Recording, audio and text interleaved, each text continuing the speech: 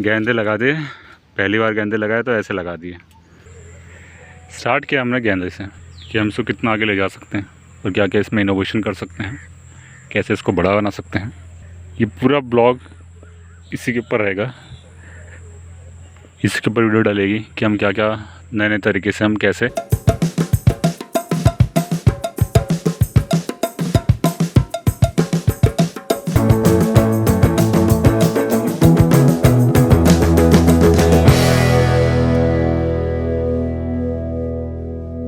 हम यूट्यूब पे जब भी खोलते हैं कोई ना कोई इस तरह की बातें कर रहा होता है कि गेंदे के फूल से पैसे कमाइए, 60 दिनों में 2 से 4 लाख रुपए की, 3500 की नौकरी छोड़ के करोड़ों का टर्नओवर।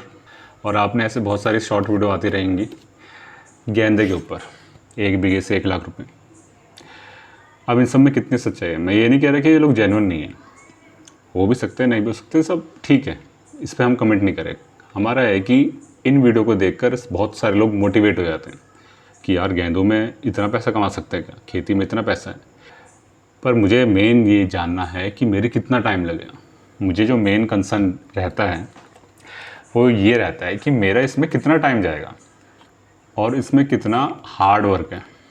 खेती में बिना खून पसीना बहाए कुछ नहीं होता, तो हम देखना चाहते हैं मेरा इसमें कितना टाइम और हार्ड वर्क कितना लगता है। क्योंकि आप यूट्यूब पर आप 10-15 मिनट की कोई भी एग्रीकल्चर की वीडियो देख लो, पर उसमें आपको ये समझ में नहीं आएगा कि करते वक्त जो भी बंदा बता रहा है उसको किस मुश्किलों का सामना करना पड़ा था और उससे कितना टाइम गया था, कितना एफर्ट लगा था, वो चीज़ गायब रहती है। तो अब जैसे कोई बंदा बैठा है अपने रूम में स्क्रॉल करते हो कि ये सारी वीडियो आ गई, चलो मैं भी करके देखता हूँ, या फिर किसी के मन में आ जाता है कि या फिर कोई ऐसा व्यक्ति उस वीडियो को देख ले जो जिसको सही में कुछ ज़रूरत है कुछ करने की, करना चाहता है और वीडियो देख के इंस्पायर हो जाए, पर करते वक्त उसको पता लगे कि ये तो उसके लिए बना ही नहीं है।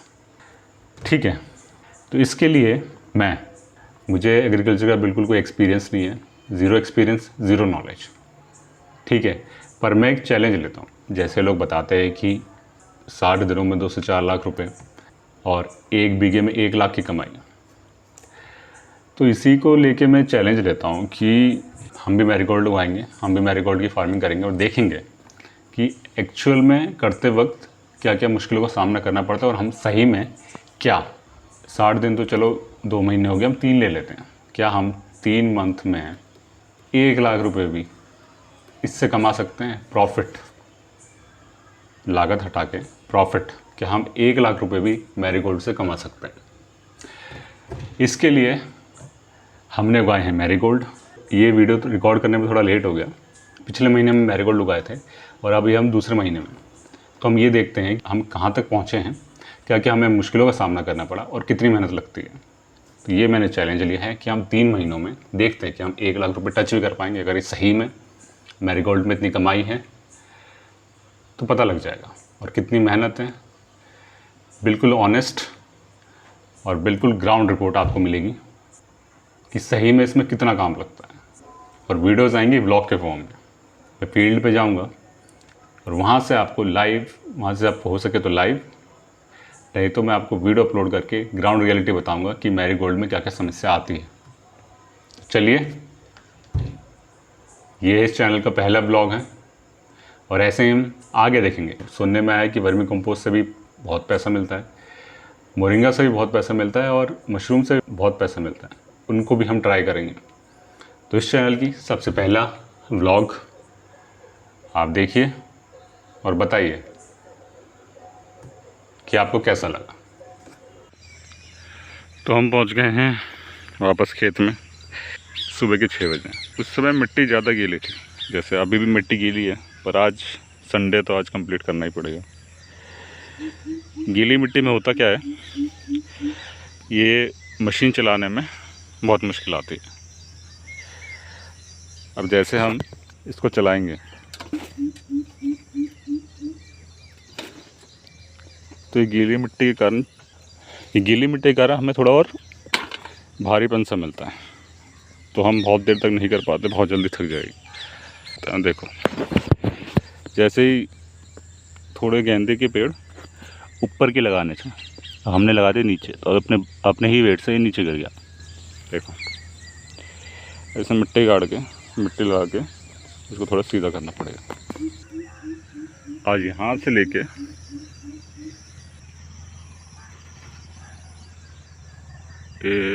वहाँ तक ये आज कंप्लीट हो जाएगा। ये साइड वाला भाई देख लेगा। चलो फिर स्टार्ट करते हैं इसको। ये गलती हो गई है, ये गलती कभी नहीं करनी चाहिए। गेंदे लगा दिए, पहली बार गेंदे लगाए तो ऐसे लगा दिए, ऐसे ऐसे करके। हमें चाहिए थे सीधे में, ठीक है। अब जैसे ये मशीन से कर रहा है तो होता ये है कि अब हम जैसे हमने यूँ लगाएं, यहाँ से हम आते हैं घास को खोदते हुए उस मशीन से, यहाँ पे हमें यूँ मुड़ना होता है। अब जो हम ये यहाँ पे ऐसे खोदते हुए यूँ उड़ेंगे तो ये जो टाइम वेस्ट हुआ है, अब ऐसे आप अंदाज़ा लगा लो करीबन इसमें 55 से 56 ऐसे हमने बो रखे हैं। तो हर एक मोड़ के बाद हमें घूमना पड़ता है। देखिए हुआ क्या कि हमें पता नहीं था। देखिए हमारा ये जो फील्ड है ये 3 बीघे की है लगभग। हमें लगाने थे मैरीगोल्ड ऐसे स्ट्रेट इस तरह से। तो हमें इनके बीच काम करने के लिए यहाँ पर काफ़ी स्पेस मिल जाती और ये बहुत इजी हो जाता हमें काम करने के लिए। हम प्लांट यहाँ लगाते हैं इस तरह से, तो हमें काफ़ी अच्छा स्पेस मिल जाता। पर हमारी गलती क्या हो गई, हमने लगा दिए, हमारे पास 3 क्यारी हैं तो हमने ऐसे ऐसे लगा दिए। ये सारे प्लांट लगा दिए, 4 क्यारी हैं हमारे पास, तो हमने ऐसे ऐसे 4 लगा दिए। तो अब इन छोटे छोटों में हमें काम करते वक्त बहुत प्रॉब्लम आती है, जो टर्निंग होती है। और जो मशीन आपने देखी वो साइकिल जैसी दिखने वाली हैंडल वाली, ये थोड़ा वेट होता है इसमें, और हर टर्निंग पे इसे उठा के पलटना और फिर में घास हो जाना। अगर ये स्ट्रेट होते तो घास कम होती, यहाँ हमें दिक्कत हो गई। तो इस कारण से हमारा इसमें फर्टिलाइज़र, कीटनाशक और लेबर, घास काटने के लिए लेबर और ये खुदाई करने की मेहनत, सब कुछ मेरे हिसाब से 2 से 3 टाइम्स हो गई। तो जो खर्चा हमारा अभी तक लेबर घास काटने में कम से कम 5,000 तक चला गया, सिर्फ घास काटने में। तो जब आप कभी लगाएं तो ध्यान रखें, आपका खेत अगर रेक्टेंगल फॉर्म में है इस तरीके से, तो मैरीगोल्ड को सीधा लगाएं, इस तरह से क्यारी बना के सीधा लगाएं।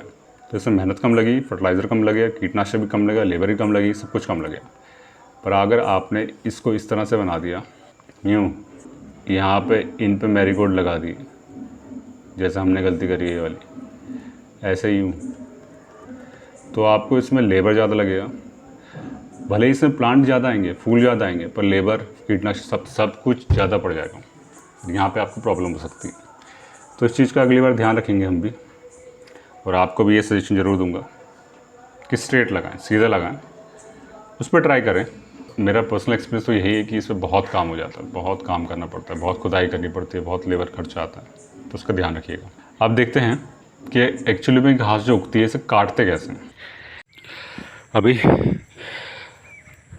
शाम के 6:30 हो रहे हैं। ये घास हम निकालनी है। गेंदा में देखो कितनी घास हो रही है, देखो ये सारी घास ही हो रही है। इनको निकालने पर ऐसा मशीन तो चलेगी नहीं, बीच में जैसे देखो गेंदे भी हैं, तो हमें ये खुरपी से करना पड़ेगा।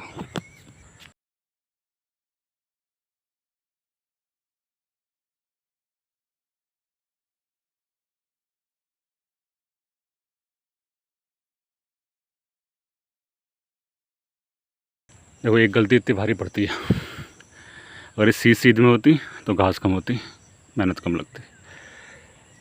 इस बार हम ऐसे कर लग गई तो लग गई, पहली बार किसानी कर रहे हैं। नेक्स्ट टाइम से बढ़िया तरीके से करेंगे। तो अभी मैं कर लेता हूँ, ये पूरी रह गई, इनमें से करनी है, फिर ये पूरी घास, ये पूरी घास। जो आए थे आज घास काटने के लिए, उन्होंने वो पीछे से वो दिख रही है ये वाली, वो पूरी साफ़ कर दी। अभी भाई उस पर दोबारा वो चला रहा है मशीन खोदने के लिए मिट्टी, कैसे जब मिट्टी खुद जाएगी ना, मान लो हमने यहाँ पे ऐसे ये मिट्टी खुद गई, तो इस मिट्टी को हम इसके सहारे, गेंदे के सहारे कर देंगे, जिससे गेंदे को सपोर्ट मिल जाएगा। अब दिख नहीं रहा होगा शायद, अभी 7:40 हो रहे। आज के लिए इतना ही। वो आपको दिख तो रहा नहीं, अंधेरा हो रहा है इतना। अभी बाकी रह गया, ज़्यादा नहीं हुआ, आधी नहीं हुई है, 30% ही हुआ है। चलो कल सुबह आते हैं। हाँ, कल 7:30 बजे घर, 7:40 बजे घर गए थे काम कंप्लीट करके। तब तक बारिश नहीं हो रही थी, और अब देखो बारिश हो गई पूरी रात भर। जितनी भी मेहनत करी थी 2 दिन में, जितने मशीन से खुदाई करी, घास काटी, खैर घास को तो कुछ ज़्यादा फ़र्क पड़ा नहीं, पर ये देखो खेत में भर गया पूरा। ये देखो बारिश पूरी रात भर हुई, जहाँ तक मुझे याद है 11:30 बजे से ये सुबह के 6 बजे तक होती रही, तेज़ मंदी करके। तो अब इनमें खेत में भर गया पानी। अब इसमें 2-3 दिन तक कुछ नहीं हो पाएगा, जब तक ये मिट्टी सूख नहीं जाती, क्योंकि अब ऐसी मिट्टी में घास तो खुदने से रही, जो इसमें खड़ाई नहीं हुआ जा रहा, फिर हमें बैठ के काटनी पड़ती है, और वो तो चलने से रही। इसको हम, क्योंकि हम इसको खोद के, ये जो बीच वाली क्या खोद के सपोर्ट देने के लिए इससे मिट्टी खींच के इसको हम सपोर्ट देते हैं, वो भी नहीं हो पाएगा अब। तो कम से कम 3 से 4 दिन जब तक कैड़ी धूप नहीं पड़ती और ये मिट्टी सूख नहीं जाती, तब तक इसमें कुछ काम नहीं होगा। तो ये लोग यहीं पे एंड करेंगे। अब कुछ काम नहीं होगा तो अब क्या ही करें, इसलिए बारिश का ध्यान रखना पड़ता है। गेंदों में ऐसा ही है, मिट्टी यहाँ पे अगर थोड़ी सी सूखी रहे ना, तो ही काम बनता रहता है इसमें। गीली मिट्टी तो मतलब गेंदों को कुछ असर नहीं है गीली मिट्टी का, पर तेज़ बारिश या हवा चल गई तो गेंदे झुक ना जाए, इसलिए इनको सपोर्ट देना पड़ता है मिट्टी से। और अब मिट्टी ही गीली है तो कैसे सपोर्ट दें इसको। तो जब तक सूख नहीं जाती तब तक इसमें कुछ काम नहीं होगा। देखो आज घास भी नहीं कटेंगी, तो ये व्लॉग यहीं तक। नेक्स्ट व्लॉग में देखेंगे इसके आगे की प्रोसेस, जब मिट्टी सूख जाएगी। तो चलिए फिर अगले व्लॉग में मिलते हैं।